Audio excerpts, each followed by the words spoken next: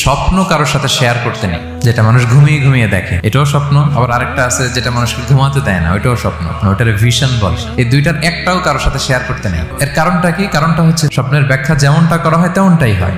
আপনি একটা স্বপ্ন দেখলেন, একজনকে একটা বললেন, সে হুট করে একটা ব্যাখ্যা দিয়ে দিল, ওইটাই হয়ে যাবে। এটা আপনার জন্য ভয়ঙ্কর হয়ে যেতে পারে। এক লোক এসে মুহাম্মদ ইবনে সিরিনকে বলল যে আমি দেখলাম আমার ছেলে পানি খেতে খেতে পেটটা এত বড় হয়ে গেছে।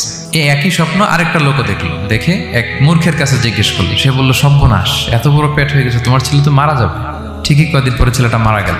আর একই স্বপ্ন দেখে এই লোক মুহাম্মদ ইবনে সিরিনকে জিজ্ঞেস করেছিল, উনি বলেছেন যে তোমার ছেলে তো অনেক বড় আলেম হবে। ঠিক তাই হয়েছে, ওই ছেলে অনেক বড় আলেম হয়েছে। এই ভিশনও শেয়ার করা যাবে না কারোর সাথে। বিশাল বড় একটা কিছু প্রজেক্ট নিছেন, শুরু করার আগে আপনি বলে ফেলছেন, শেষ, আর এটা হবে না।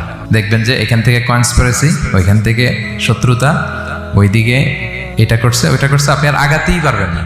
সো স্পেশালি যদি কোনো ভালো স্বপ্ন দেখেন, এট দ্য সেম টাইম খারাপ স্বপ্ন যদি দেখেন, এটা আপনি শেয়ার করবেন না কারোর সাথে। কারণ স্বপ্ন এটা কেবলমাত্র মন মস্তিষ্ক প্রসূত কোনো বিষয় না। মুমিন জীবনে এটা অনেক অর্থবহ। মাঝে মাঝে স্বপ্নের মাধ্যমে আল্লাহ মানুষকে বার্তা দেয়, ইলহাম পাঠায় স্বপ্নের মধ্য দিয়ে। যার জ্ঞান নেই বা ব্যক্তিগত জীবনে পাপী, ভালো মানুষ নয় বা হিংসুক টাইপের, এদের কাউকে আপনার কখনো স্বপ্ন শেয়ার করবেন না। ভালো স্বপ্ন দেখলে শুকরিয়া করবেন আল্লাহর, আলহামদুলিল্লাহ, আল্লাহ কবুল করো। খারাপ স্বপ্ন দেখলে পানাহা চাবেন আল্লাহর কাছে।